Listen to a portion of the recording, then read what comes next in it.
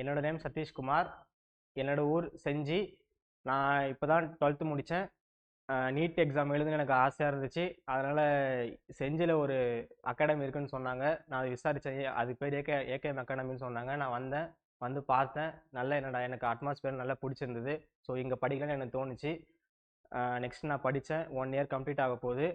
So அடுத்து நான் டீமோட்டிவேட்டாக இருக்கும்போது இங்கே இருந்த ஸ்டாஃப்ஸ் எல்லாருமே எனக்கு நல்லா மோட்டிவேட் பண்ணாங்க.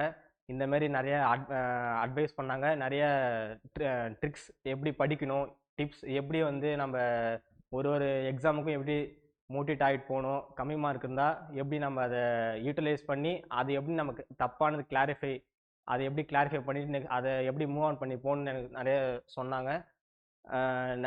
இந்த அட்மாஸ்பியர் நல்லா இருக்கு, சூப்பராக இருக்கு.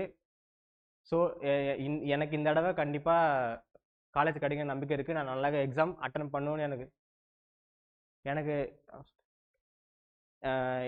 கண்டிப்பாக இந்த தடவை நான் காலேஜ் போடணும்னு எனக்கு ஆசையாக இருக்குது. நான் ஜிப்மர் ஏம் பண்ணியிருக்கேன்.